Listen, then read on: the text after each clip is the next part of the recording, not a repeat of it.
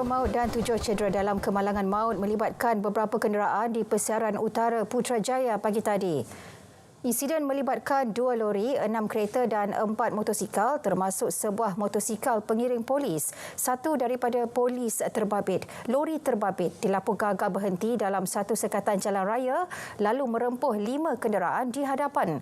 Ketua Polis Daerah Putrajaya ACP A. Asmadi Abdul Aziz mengesahkan kejadian. Polis sedang kesan 3 lagi individu untuk bantu siasatan berhubung perhimpanan tanpa permit di Ibu Negara Sabtu lalu. Kesemua individu tersebut gagal dihubungi polis. Nama mereka akan dikeluarkan jika masih belum tampil untuk bantu siasatan dalam masa terdekat. Kita berharap mereka datang, come forward. Tapi setakat ni 3 orang ni tidak dapat dikesan lagi lah. So kita akan keluarkan lah. Kalau tak datang juga kita akan keluarkan nama-nama lah untuk membantu pihak polis. Setakat ini 16 daripada 28 individu yang dikenal pasti terlibat perhimpunan itu telah beri keterangan kepada polis.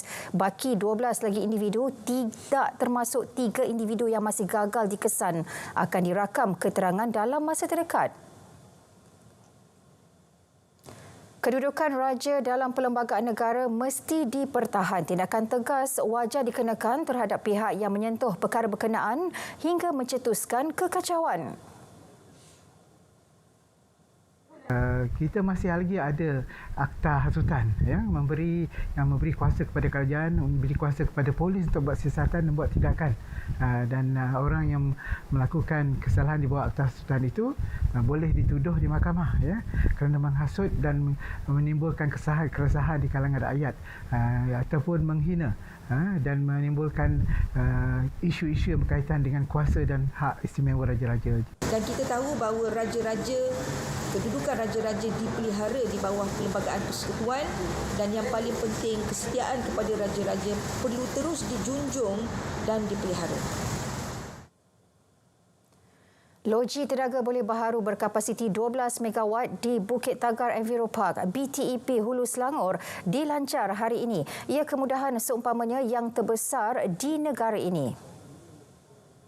Loji tenaga boleh baru berkapasiti 12 megawatt ini selaras juga dengan polisi kerajaan melalui KPKT untuk membangunkan sekurang-kurangnya satu fasiliti pengurusan sisa pepecah berkonsepkan WTE di setiap negeri di Malaysia. Kini, negara kita hanya ada 2 WTE. First is di sini, Bukit Tagar. Yang kedua di Park Dickson. Okay.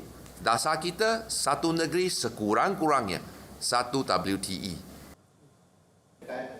Tapak pelupusan BTEP berupaya tukar gas metana daripada sisa pepejal kepada tenaga boleh baharu dengan anggaran 339 juta kilowatt jam tenaga elektrik disalur ke grid nasional. Ia bersamaan tenaga elektrik yang disalur kepada 4,000 isi rumah di Taman Bestari Jaya, Selangor.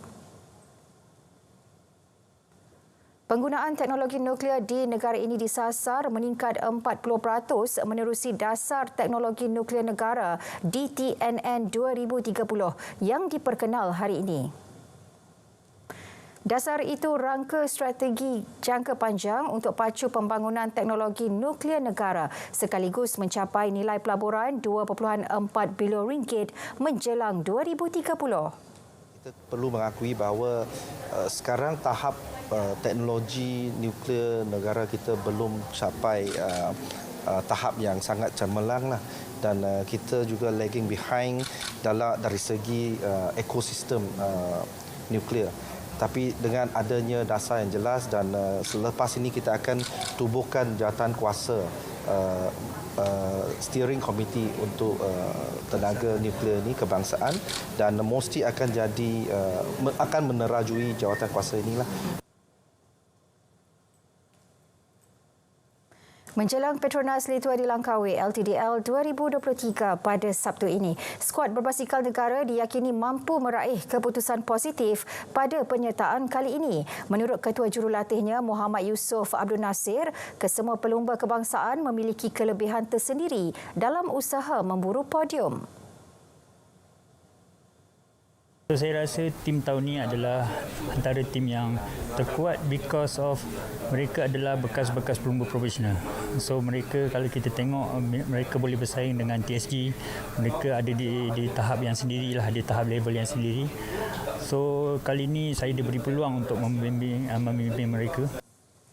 Antara pelumba yang akan menyertai skuad berbasikal kebangsaan pada penyertaan LTDL kali ini ialah Muhammad Zawawi Azman, Muhammad Izzat Hilmi Abdul Jalil dan Zulhilmi Zainal.